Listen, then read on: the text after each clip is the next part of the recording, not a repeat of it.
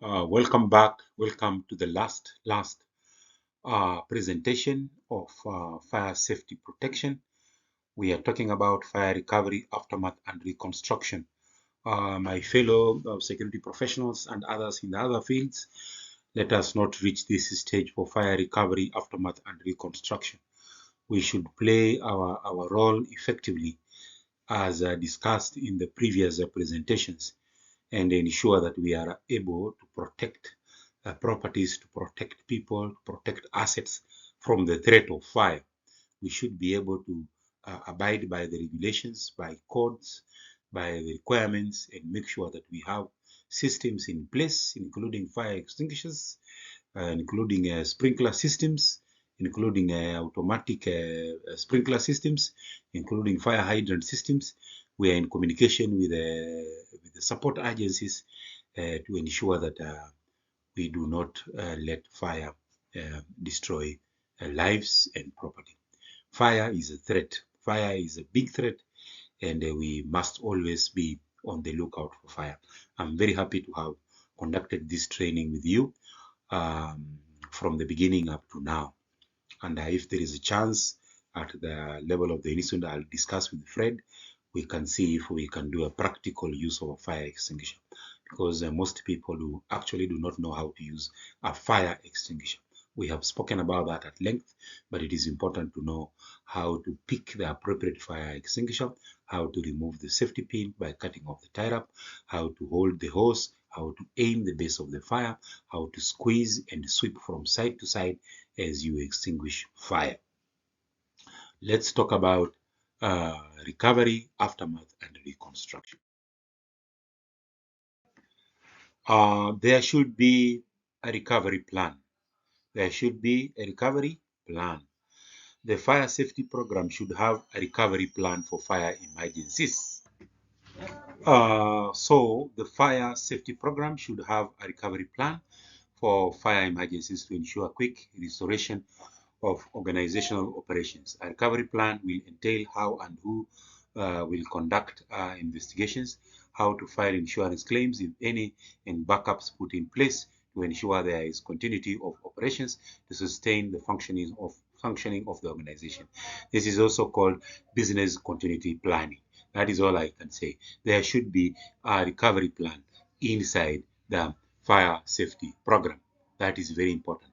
Now, again, the fire incident recovery strategy, as an introduction, this presentation comprehensively discusses the aims of the incident recovery strategy. It addresses 11 steps towards recovery and resumption of operations. It focuses on looking at employee support, establishment of a recovery team, employing briefing, salvage operations, inventory taking, and equipment restoration, among other strategies. Those are the strategies we are going to talk about. Can you please list them down? These strategies should be included in the recovery plan, which should be part of the entire fire safety management program.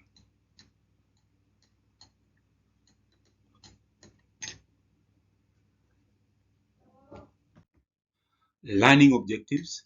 By the end of this presentation, the learner should be able to outline steps towards fire incident recovery, explain inventory taking, discuss aims of the rehabilitation function recovery, analyze relief, rehabilitation, and reconstruction in fire incident recovery, and demonstrate ability to undertake fire incident recovery operations.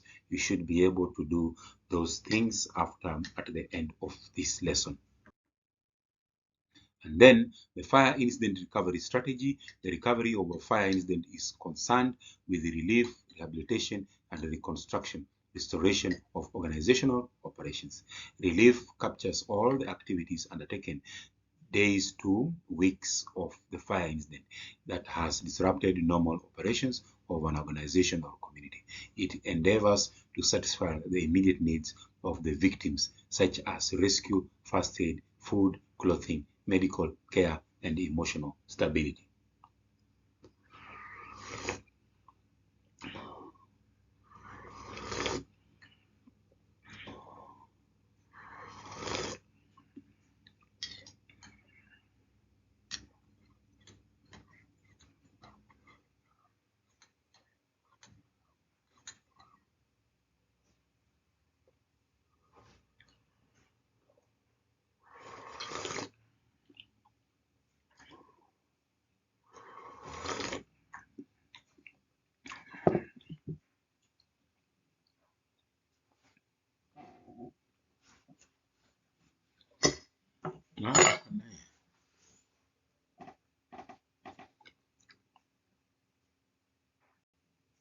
It endeavors to satisfy the immediate needs for the victims, such as rescue, first aid, food, clothing, medical care, and emotional stability.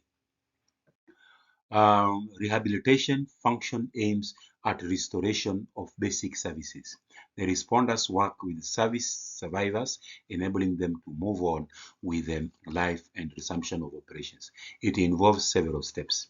Rehabilitation involves firefighter rehabilitation is a vital firefighting service, providing firefighters and other emergency personnel with immediate medical attention, including rehydration, treatment for smoke inhalation, and the prevention of life-threatening conditions such as heart stroke and heart attack after working at the scene of an incident.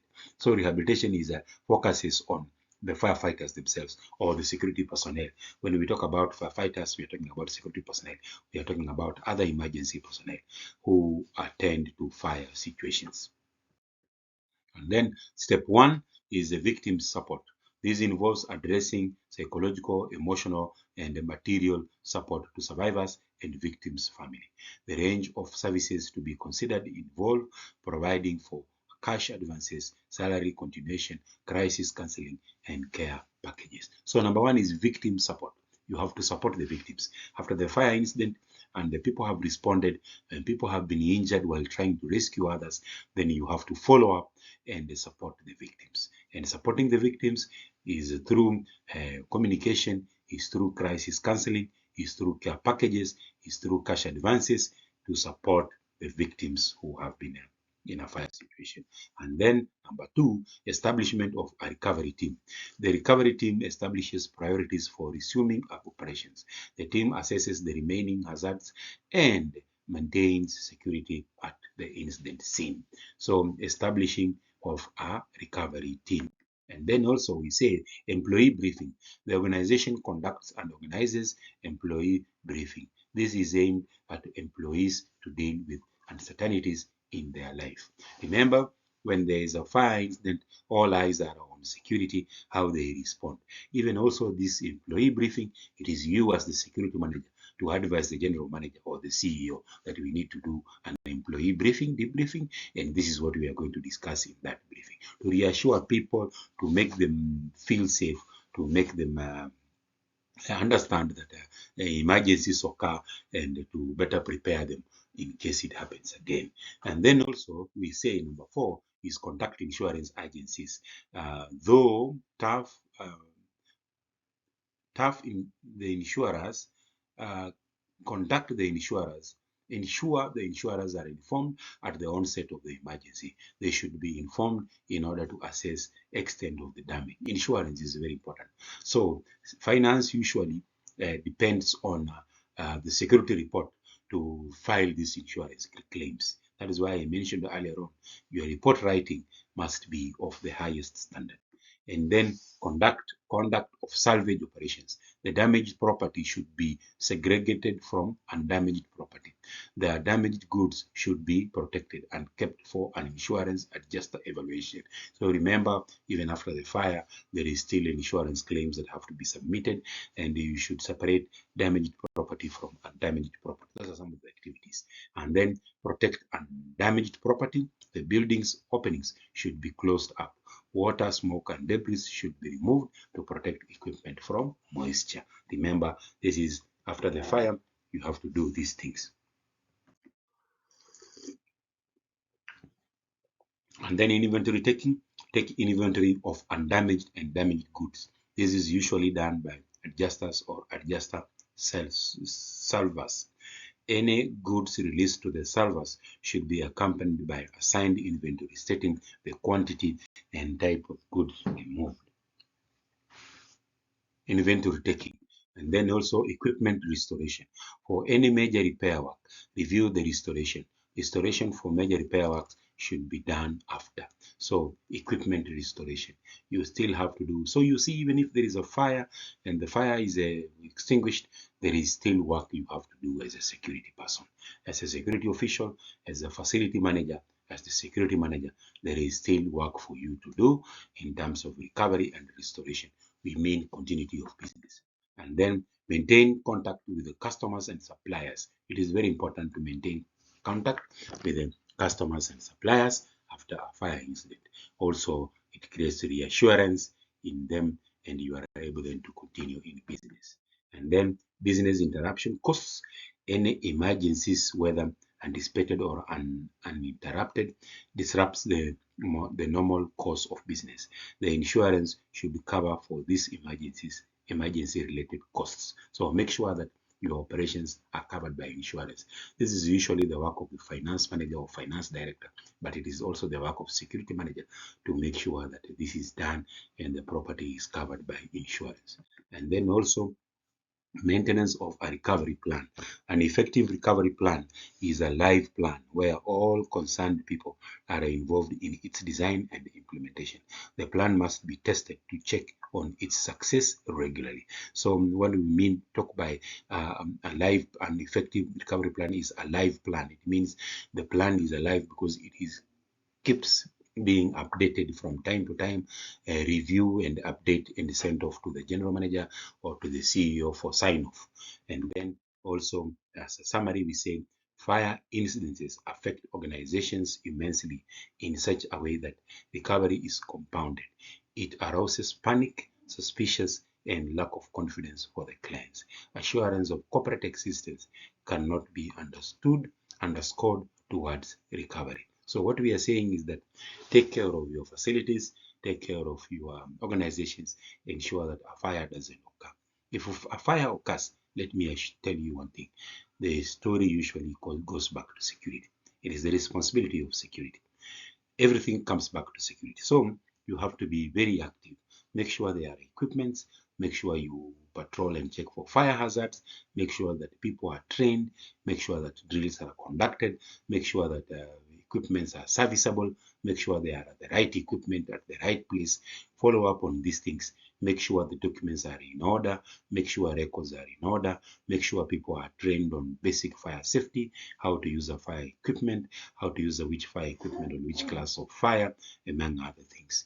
If you follow the guidance that we have gone through and also adhere to the regulatory codes and other instructions from the government, then definitely you'll be able to put good measures in place to protect your facilities or your organizations from the threat of fire. Remember, fire is a big threat. Fire is a big threat and it can consume your business within a day. And as a security person, you will be answerable for some questions as to what happened. You'll be required to submit reports. You'll be required to explain yourself before boards of management, for the board of management or the CEO, what happened to understand what you did and what you did not do. So, my dear friends, we have come to the end of this training about fire safety. If there are questions that you feel need to be addressed, you can separately send them to me, or you can ask Fred or our principal, Crispin. He is in a better position. They will be in a better position to explain and to give you feedback. If it is something pressing, you need any information from me, then you can send me a message through WhatsApp or even through my email address. Otherwise, I'm doing well here at America. I traveled yesterday from Spokane to a place called Seattle. I was driving alone for almost 6 hours, going and again 6 hours coming back. And I noted that the American government has done very well in infrastructure. The roads are very nice. The roads are really, really just wonderful. You drive, you feel very comfortable, you feel very nice. It is a really nice country. I wish our country, we can develop our infrastructure. We can construct roads all the way from Nairobi to Kakamega to Kisumu to Busia to other parts of the country. America is very nice. The roads are very good. I wish one day, one time, you can live and work in this country.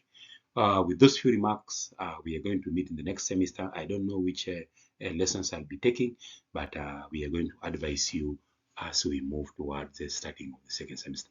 Thank you so much, and God bless you, and be safe.